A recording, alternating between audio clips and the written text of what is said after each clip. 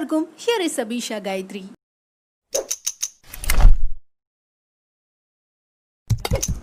Nineteen 12ல Titanic அப்படிங்கிற ஒரு பெரிய பிரம்மாண்டமான சொகுசு கப்பல் ஐஸ்பர்க், அதாவது பனிக்கட்டியில மோதி கடல்ல மூழ்கி போன கதையை நம்ம எல்லாரும் கேட்டிருப்போம். அமெரிக்கால ட்வின் டவர் எரிஞ்சப்பவும் சரி, இப்போ ரீசெண்டா பிரேசில்ல அமேசான் காடுகள் எரிஞ்சப்பவும் சரி, இந்த நியூஸ் வேர்ல்டு வைடா ஸ்ப்ரெட் ஆகி வைரல் ஆகி உலகம் முழுசா பயங்கரமா இதை பத்தி தான் நம்ம எல்லாருமே டிஸ்கஸ் பண்ணிட்டு இருந்தோம்.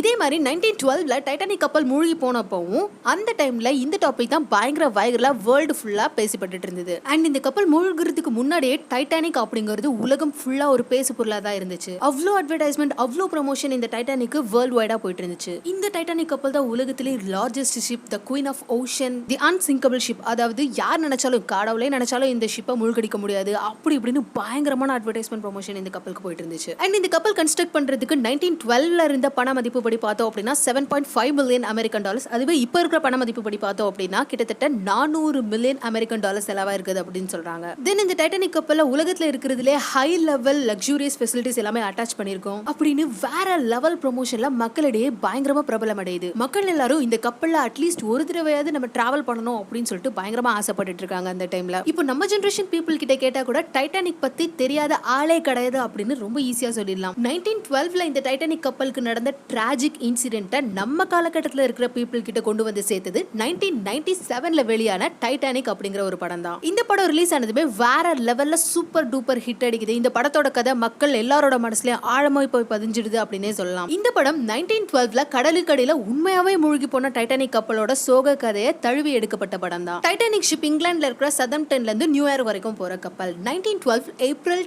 10 அன்னைக்கு மார்னிங் 2500 கிட்டத்தட்ட 2500 பேசஞ்சர்ஸ் ஓட சதன்டம்ல இருந்து கிளம்புது. இதுல 800க்கும் மேற்பட்டவங்க கப்பலோட க்ரூ மெம்பர்ஸ் அப்படின்னு சொல்றாங்க. க்ரூ மெம்பர்ஸ்னா யாரு அப்படின்னு பார்த்தோம்னா கப்பல்ல வேலை செய்யறவங்க அப்படின்னு சொல்லலாம். இது ஒரு சொகுசு கப்பல் அப்படிங்கறதால இந்த கப்பலுக்குள்ளேயே varieties of restaurants, dance show, gym, party room, theatre அப்படின்னு நிறைய விஷயங்கள் இருந்திருக்கு. இங்க எல்லாம் வேலை பார்த்தவங்களும் பிளஸ் ஷிப்போட இன்ஜினை பாத்துக்கிற இன்ஜினியர்ஸ், அப்புறம் ஷிப் கேப்டன், அவங்களோட அசிஸ்டன்ஸ் அப்படின்னு கிட்டத்தட்ட 800க்கும் மேற்பட்ட ஷிப்போட க்ரூ மெம்பர்ஸே இந்த ஷிப்ல டிராவல் பண்ணிருக்காங்க. இந்த ஷிப் ஏப்ரல் 10ஆம் தேதி கிளம்பி 4 நாள் அப்புறம் ஏப்ரல் 14ஆம் தேதி நைட் ஒரு 11:30 கிட்ட என்ன ஆகுது அப்படின்னு பார்த்தோம்னா அட்லாண்டிக் ஓஷன் கிட்ட போயிட்டு இருக்கும் போது ஒரு ஐஸ்பர்க், அதாவது பனிக்கட்டியில மூழ்கி இந்த கப்பல் கம்ப்ளீட்டா கடலுக்கடியில மூழ்கி போயிடுது. இந்த ஆக்சிடென்ட்ல கிட்டத்தட்ட 1500க்கும் மேற்பட்டவங்க இறந்து போயிடுறாங்க. வெறும் 700 பேர் மட்டுமே காப்பாற்றப்படுறாங்க. அண்ட் இந்த 700 பேருமே மேக்சிமம் பெண்கள் மற்றும் குழந்தைங்களா மட்டும்தான் இருக்காங்க. சோ இந்த டைட்டானிக் கப்பல் ஒரு ஐஸ்பர்க்ல மோதி கடலுக்குள்ள மூழ்கி போயிடுச்சு அப்படின்னு சொல்லப்படுறது எல்லாராலையுமே பார்க்கப்படுற,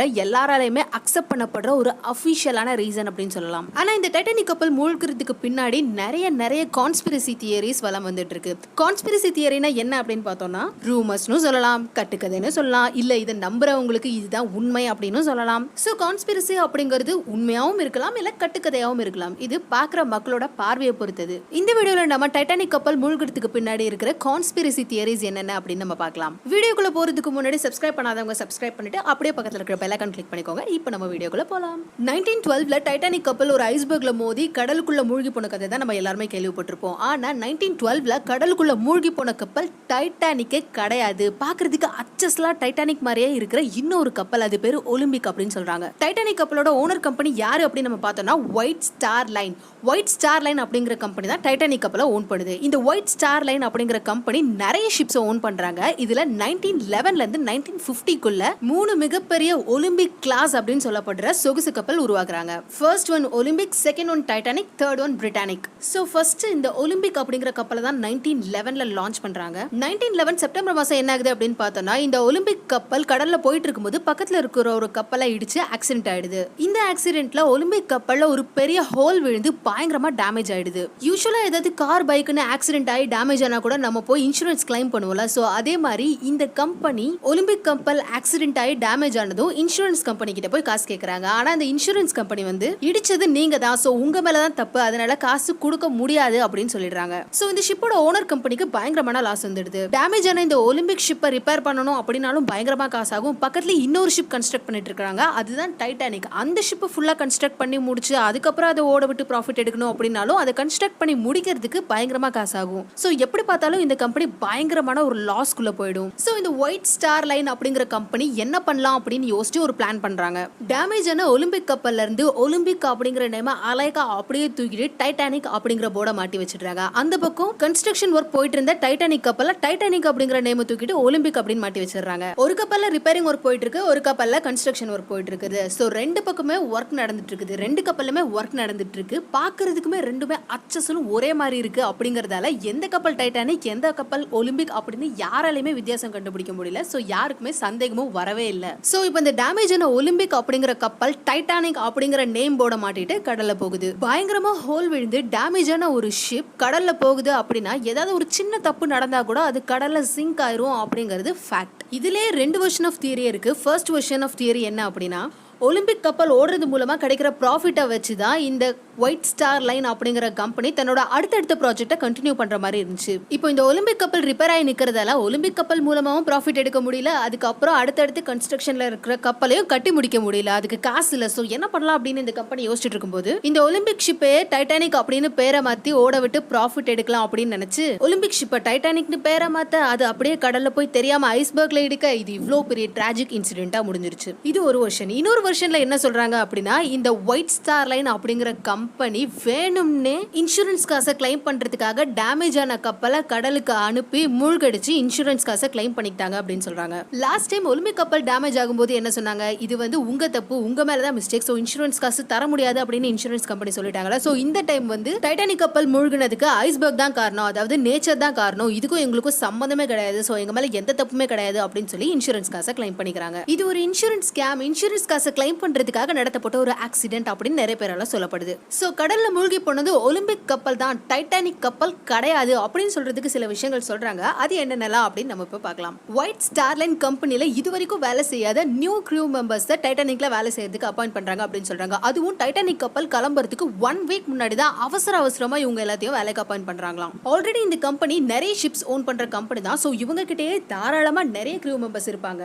அது மட்டும் இல்லாம இப்போ ஒலிம்பிக் ஷிப் வேற ரிப்பேர் ஆகி நிக்குது. சோ அந்த கப்பல்ல வேலை பார்த்த க்ரூ மெம்பர்ஸை கூட டைட்டானிக் கப்பல்ல வேலை பார்க்கறதுக்காக கூப்பிட்டுருக்கலாம். பட் அது எதுவுமே இல்லாம கம்ப்ளீட்டா நியூ க்ரூ மெம்பர்ஸை டைட்டானிக் கப்பல்ல வேலைக்கு எடுத்திருக்காங்க. அவங்க எதுக்காக அப்படி பண்ணாங்கன்னு தெரியல. பட் கான்ஸ்பிரசி தியரி நம்புற மக்கள் என்ன சொல்றாங்க அப்படின்னா, எதுக்காக அவசரமா நியூ க்ரூ மெம்பர்ஸ் அப்பாயிண்ட் பண்ணணும், it looks something fishy, so இதுல ஏதாவது தப்பு நடந்திருக்க கூடும் அப்படின்னு நம்புறாங்க. அடுத்து என்ன விஷயம் சொல்றாங்க அப்படின்னா, டைட்டானிக் கப்பல் கட்டிட்டு இருக்கும் போது எடுத்த பிக்சர்ல டைட்டானிக் கப்பல்ல 14 பேர்தோல்ஸ் இருந்தது அப்படின்னு சொல்றாங்க. பேர்தோல்ஸ்னா என்ன அப்படின்னா, ஷிப்ல அங்கங்க சைடுல ஹோல் இருக்குல்ல, அதுதான் பேர்தோல்ஸ். சோ டைட்டானிக் ஷிப் கட்டிட்டு இருக்கும் போது எடுத்த பிக்சர்ல 14 பேர்தோல்ஸ் இருந்தது. பட் டைட்டானிக் ஷிப் தன்னோட முதல் பயணத்துல கிளம்பும் போது, அதாவது அந்த ஆக்சிடென்ட் ஆன பயணத்துக்கு கிளம்பும் போது இருந்த கப்பல்ல 16 பேர்தோல்ஸ் இருந்தது. சோ இது கண்டிப்பா டைட்டானிக் கப்பலா இருக்கவே முடியாது அப்படின்னு சொல்றாங்க. மோரோவர் இந்த கம்பெனில வேலை பார்த்த நிறைய பேர் ஒலிம்பிக் ஷிப்பை டைட்டானிக் ஷிப்பா மாத்தின, அதாவது பேர் மாத்தினதை தன் கண்ணால பார்த்ததாகவும், இந்த விஷயத்தை வெளியே சொன்னா அவங்களுக்கு வேலை போயிடும், பிரச்சனை வரும், அப்படி இப்படின்னு அந்த கம்பெனி மிரட்டினதால இவங்க வாய் திறக்க முடியாம போயிடுச்சு அப்படின்னு சொல்றாங்க. லேட்டர் ஆன் டைட்டானிக் ஷிப் மூழ்கினதுக்கு அப்புறம் இவங்க எல்லாம் வெளியே வந்து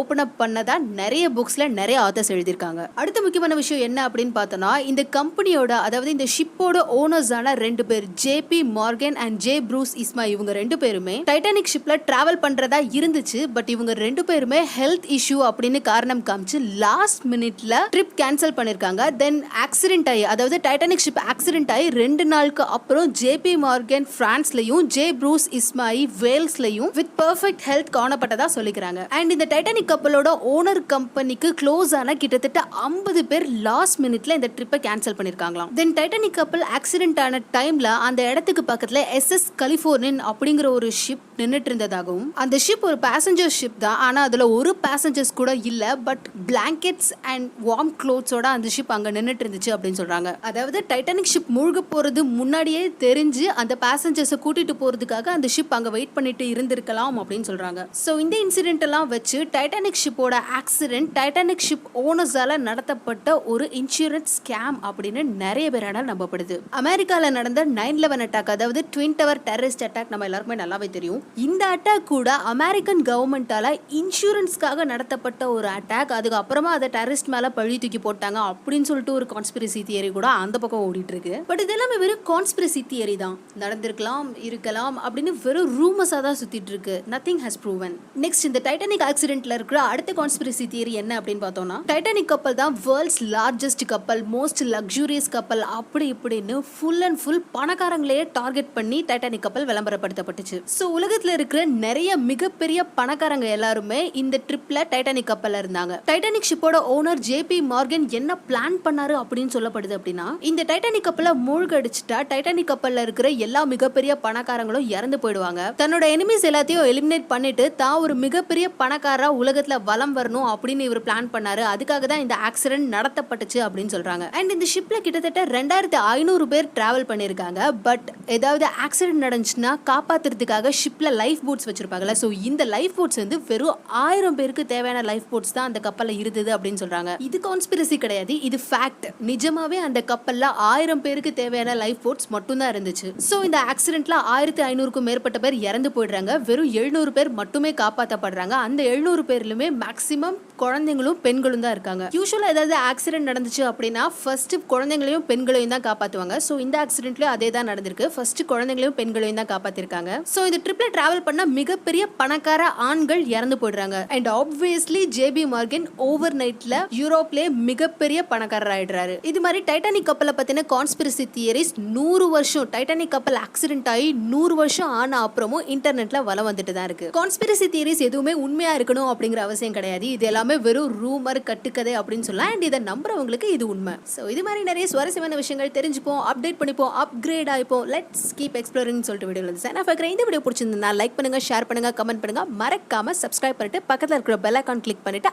அப்படியே அந்த ஆல் ஆப்ஷன் கொடுத்துக்கோங்க. அப்பதான் நெக்ஸ்ட் டைம் வீடியோ போடும்போது உங்களுக்கு நோட்டிஃபிகேஷன் வந்து சேரும். தேங்க்யூ.